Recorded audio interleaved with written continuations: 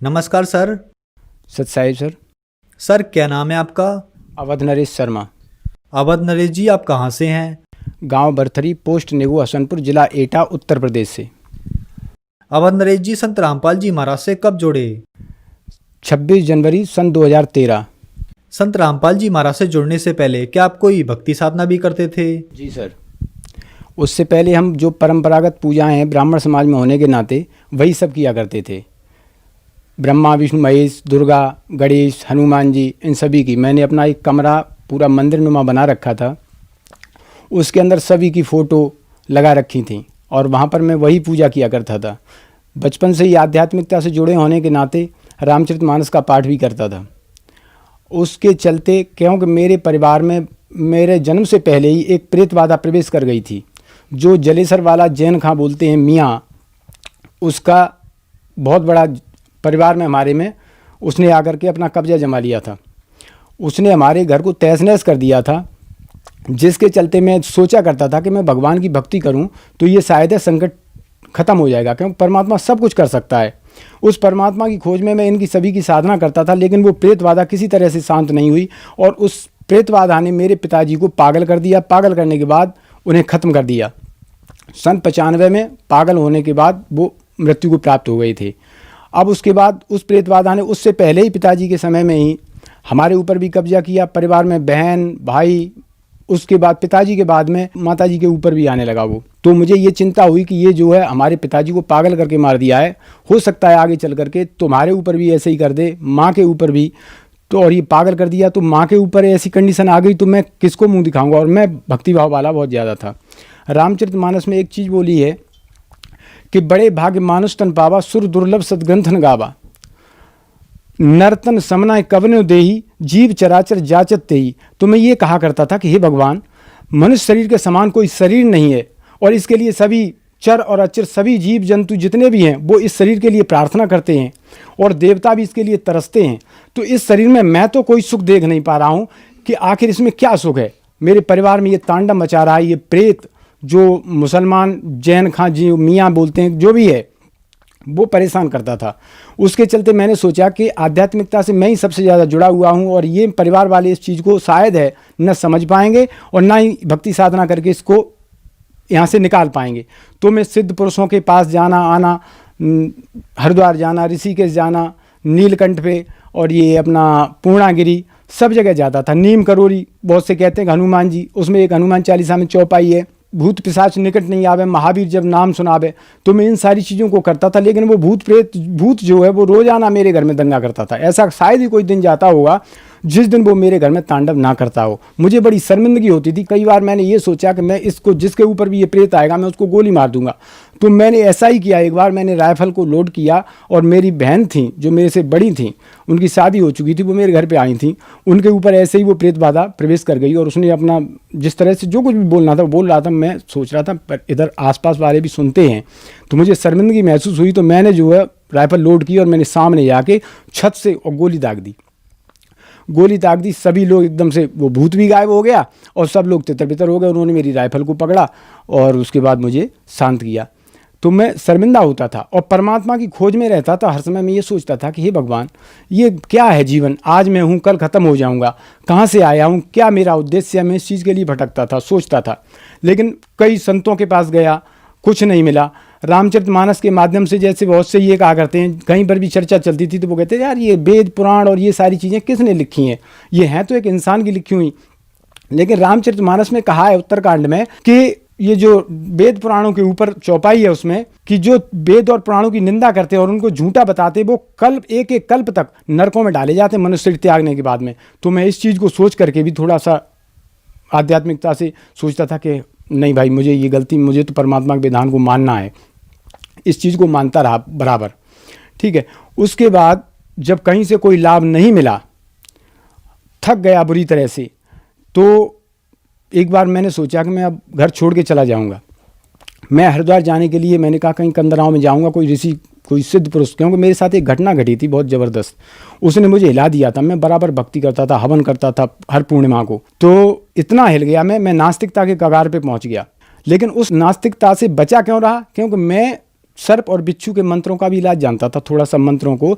तो जब बिच्छू के विष को जहाँ पर काट लेता है वहाँ वो बिच्छू का जहर अंदर से और उस डंक का असर वहाँ पर आ जाता था। तो मैं सोचता था शक्ति तो है, इसलिए मैं बचा रहा। और वो जो मेरे को नास्तिक होने तक ले करके आई थी उसने मुझे ऐसा कर दिया कि कहीं कुछ भगवान नहीं है। मेरे घर पे बहुत बड़ा मंदिर है, दुर्गा जी का, शंकर जी का, हनुमान जी का। मैं बराबर संध्या आरती शाम को करता था, घंटा बजाता था कि घंटा से कहीं बहुत दूर तक प्रेत बाधा नहीं होती। उसके चलते फिर मैं सन 2000 में गायत्री परिवार से जुड़ा। शांतिकुंज हरिद्वार से मैंने दीक्षा ली 13 वर्ष तक। सन 2013 जब तक मैं संत रामपाल जी महाराज के सानिध्य में नहीं गया तब तक मैं गायत्री साधना करता रहा और इस सारी चीज़ से परेशान रहा। तो मैंने सोचा, अपनी दुकान पे ही ऐसे ही खड़ा था, उसके बाद नीचे आया तो वहाँ पर हमारे एक आसपास के गांव में गांव पड़ता है, वहाँ के एक बुज़ुर्ग थे, वो हरियाणा से लौट कर के गए थे। तो उनसे मैंने पूछा कि भैया जी, हमारे गांव के वैसे लोग जाते थे संत रामपाल जी महाराज के पास, तो मैं इनके ऊपर विश्वास नहीं करता था, संत महंतों के ऊपर मैं बहुत कम विश्वास करता था, क्योंकि मुझे रामकृष्ण की साधना ये सभी बताते हैं, तो मैं सोचता था कि इतना तो मुझे ज्ञान है ही है। तो मैंने उनसे पूछा कि आप लोग हरियाणा जाते हो, आपको कुछ मिलता है वहाँ पे, कुछ मिला है? तो उन्होंने कहा कि हाँ, जितनी भी जगह है, मैंने 40 साल मैंने यहीं इसी तरह से भटक के बर्बाद किए हैं, और हरियाणा में जो संत रामपाल जी महाराज के पास है वो इस पृथ्वी पर कहीं नहीं है। तो मैंने कहा कि ऐसा क्या है कि आप कल हमारे पास आना, क्योंकि वो तांगे में बैठ रहे थे। तो उन्होंने कहा कि आप कल हमारे पास आना, तब मैं आपको बताऊँगा। मैंने कहा ठीक है। अगले दिन ऐसा हुआ कि मैं अचानक ही ऐसा सिस्टम बन गया कि मैं उनके गांव चला गया तो वो भी मिल गई हमको। उनसे मैंने रामाकृष्णा की और मैंने उनको बुलाया, पास में बैठ गए, कुर्सी पर बैठने के बाद बात हुई। तो उन्होंने कहा कि हमारे पास एक पुस्तक है ज्ञान गंगा, वो मैं आपको दूंगा, आप उसको पढ़ना, और संत रामपाल जी महाराज इस पृथ्वी पर पूर्ण गुरु हैं। तो मैंने कहा अच्छा। तो उन्होंने फिर उसके बाद मुझे ज्ञान गंगा पुस्तक दी। ज्ञान गंगा पुस्तक देने के बाद जब मैंने उस पुस्तक को घर पे आकर के देखा, उस पुस्तक को पढ़ा, तो उसमें सारे प्रमाण ऊपर से नीचे तक, गीता जी से, वेदों से, और साक्षी जो आदरणीय नानक जी, कबीर परमेश्वर के साक्षी, ये सारी चीज़ें देखी मैंने। तो मैं हिल गया। मैंने कहा ओहो, संस्कृत को मैं अच्छी तरह जानता था, गीता जी का पाठ करता था। तो गीता जी में मैंने तुरंत ही गीता जी को उठाया और मैंने उसमें मिलान किया। तो उसमें जो लिखा हुआ था गीता जी में, गीता अध्याय 7 का श्लोक 24 और 25, उसमें लिखा था कि अव्यक्तम व्यक्तिम आपन्नम मन्यते मामा बुद्धया परम भावम न जानन्तु ममा भय मनुत्तमम नाहम प्रकाश है सर्वस्व योग माया समावृत मूढ़ा ना विजानात लोक माम जमभयम, कि मैं अपनी सिद्धि शक्ति से, भक्ति की शक्ति से छुपा रहता हूँ और मैं किसी के समक्ष प्रकट नहीं होता। तो मैंने सोचा कि ये प्रकट नहीं होता, छुपा रहता, ये कौन है? उसके बाद सारी चीज़ें, सृष्टि रचना पढ़ी, फिर मैंने उसको पूरी तरह से पढ़ा। मैं हिल गया। मैंने कहा ये पूरा ज्ञान एकदम सटीक और सत्य है। तो मैं उस ज्ञान गंगा पुस्तक को पढ़ने के बाद आश्रम गया और 26 जनवरी सन 2013 को मैंने नामदान लिया, संत रामपाल जी महाराज से नाम उपदेश लिया। सर, संत रामपाल जी महाराज से नाम दीक्षा लेने के बाद आपको लाभ भी प्राप्त हुए? जी भगत जी, सबसे बड़ा हमें लाभ जो मिला वो आध्यात्मिक लाभ मिला कि मैं जहाँ भटक रहा था वो लाभ मुझे, एक तो पूर्ण परमात्मा की प्राप्ति हुई। दूसरा लाभ ये है कि मेरा मकान जो बना हुआ था, जर्जर था, 2 मंजिल का वेसक बना हुआ था, वो पूरी तरह से बन गया परमात्मा की दया से ही। मेरे पास इतना पैसा नहीं था कि मैं उसको बना सकता था। हमारे एक भगत जी हैं जो सुभाष भगत जी, उनके माध्यम से वो परमात्मा ने सारी व्यवस्था करा दी। उसके बाद में ये चमत्कार एक और हुआ। ये परमात्मा चमत्कार करते हैं जो कि उस मकान को जब हम खसा रहे थे तो वो छत के ऊपर हम सभी घूमे, सारे काम किए। उसके नीचे आकर के जब हम बैठ गए और बैठने के बाद हमने उसके नीचे चाय और बिस्कुट जो भी लेना था वो भी किया। मजदूर भी थे उसके नीचे, हमारे बच्चे भी थे, जो हम 7 कैंडिडेट हम उसके नीचे बैठे रहे। और जैसे ही हम लोग उससे बाहर निकले और एकदम से वो छत नीचे गिर गई, और छत ऐसे गिरी कि जहाँ पर मैं ईंटों को उठा रहा था उसके ठीक पीछे पिलर था, और वो पिलर पूरी तरह से झुक गया मेरे ऊपर, और वो मेरे ऊपर अगर गिर जाता तो मैं मर जाता। और छत के नीचे भी सभी थे, धूल उड़ गई एकदम से। सभी ने कहा ये सब दब के ख़त्म हो गए। मैंने भी सोचा कि हो सकता है ये सभी खत्म हो गए, लेकिन मुझे पता था कि परमात्मा की शरण में है, हमारे साथ ऐसा नहीं हो सकता, अनहोनी नहीं हो सकती। परमात्मा संत रामपाल जी महाराज, उनकी दया से ही हमारा हादसा टला। कई जगह मौत से परमात्मा ने मुझे मौत के मुँह से बचाया है। उसके बाद अभी का एक चमत्कार और है भगत जी। हमारे परिवार में सभी अनुपदेशी थे। जब बरवाला का कांड हुआ था उसके बाद वो परमात्मा के बारे में थोड़ा अभद्रता भी देते थे, और उनके ऊपर मैं तो जिस दिन से परमात्मा की शरण में गया बरवाला में, मैंने भक्ति और मुक्ति की भीख मांगी थी मैंने कुछ नहीं मांगा था। जब मैं वहाँ से आया उस दिन से लेकर के आज तक मेरी माँ के ऊपर कोई चक्कर नहीं हुआ किसी तरह का, मेरे ऊपर कोई नहीं हुआ, परिवार पूरी तरह से सुखी हो गया। अब जो हमारे भाई थे वो उस प्रेत बाधा से पीड़ित हुए। उसके बाद जब उनके घर में तांडव हुआ, भक्तों के पास भी भटके, सब काम किए, लेकिन लास्ट में संत रामपाल जी महाराज की शरण में आने के बाद ही उनकी जीवन रक्षा हुई है। अभी हमसे बड़े वाले जो भाई हैं जिन्होंने नाम लिया, 2 बार उनको मरने के बाद भी परमात्मा ने जीवन दान दिया है पूरी तरह से। उनके फेफड़े गल गए थे, सभी डॉक्टरों ने मना कर दिया था। कानपुर से वापस आ गए थे, हम दिल्ली लेके जा रहे थे। हमने सोचा कि एटा में शैलेंद्र जैन को दिखा लेते हैं, तो उन्होंने शाम को ये बोल दिया कि आप कहीं पर भी जाओगे बर्बाद हो जाओगे, इनके अंदर कुछ भी नहीं रहा है। मैंने खुद कंप्यूटर पे उनके सामने बैठ करके देखा और उन्होंने दिखाया कि इनका सारा सिस्टम खत्म हो चुका है। जितनी सांस इनके अंदर डाल दी उससे ज़्यादा कोई माई का लाल इनको दे नहीं सकता, परमात्मा ने जो डाल दिया है। फेफड़े उनके गल गए थे, सांस की बीमारी थी उनको, उसके चलते उनके फेफड़े खराब हो गए थे।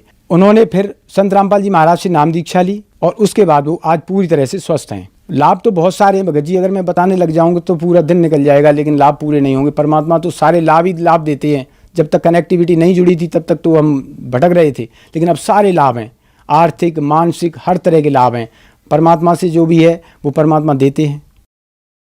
सर, संत रामपाल जी महाराज से नाम दीक्षा लेने से पहले आप बहुत भक्ति साधनाएं करते थे, फिर आप 13 साल तक गायत्री परिवार में रहे और वहां भी आपने भक्ति साधना की। सर, यहाँ पर एक विचारणीय विषय ये है कि जो पहले आपने भक्ति साधना की उनसे आपको कोई लाभ नहीं मिला, लेकिन संत रामपाल जी महाराज की भक्ति से ही आपको लाभ मिला, जबकि दोनों ही भक्ति थी।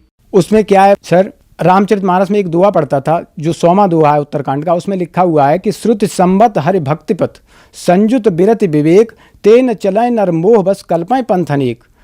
कि जो परमात्मा को प्राप्त करने का वेद सम्मत मार्ग है, शास्त्र अनुसार जो मार्ग है परमात्मा की प्राप्ति का, लोग भ्रमित होकर के वेद ज्ञान न होने के कारण अपने तरह तरह के पंथों का विस्तार कर डालते हैं और इस तरह से वो वंचित रह जाते हैं उस चीज़ से। आज संत रामपाल जी महाराज हमको सभी धर्मों के धर्म ग्रंथों से प्रमाणित करके वो मंत्र बता रहे हैं और उसके बाद वो प्रमाणित साधना दे रहे हैं, उसकी सही विधि बता रहे हैं, जिससे सारे लाभ जो परमात्मा देता है वो परमात्मा तुरंत देना शुरू कर देता है। सभी लाभ हमको जो है इसी वजह से जो शास्त्र अनुकूल साधना संत रामपाल महाराज बताते हैं, उस भक्ति की शक्ति से सारे लाभ होते हैं। क्योंकि रामचरितमानस में कहा है कि भक्ति स्वतंत्र सकल सुख खानी बिन सत्संग न पावे प्राणी। संत पुण्य पुंज बिन मिलय न संता सत्संगत संसृत करंता। भक्ति जो है वो सभी सुखों की खान है, लेकिन हम उस समय शास्त्र विरुद्ध साधना कर रहे थे जिस समय कोई सुख प्राप्त नहीं हो रहा था। आज वो सारे के सारे सुख जो भक्ति से मिलते हैं वो सारे सुख संत रामपाल जी महाराज के द्वारा दी हुई शास्त्र अनुकूल साधना से हमें सारे सुख प्राप्त हो रहे हैं। सर, जो दर्शक आज आपको देख रहे हैं, खास करके गायत्री परिवार वालों के लिए आप क्या कहना चाहेंगे?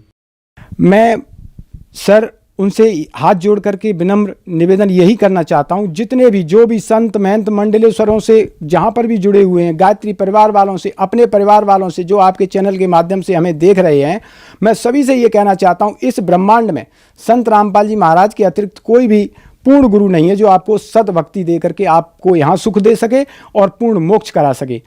आप सभी भ्रमित हैं, इस ज्ञान को सुने समझें और अपना कल्याण कराएं, क्योंकि कल्याण के लिए सिर्फ हर युग में पूर्ण संत एक ही होता है, तरह तरह के गुरु नहीं होते।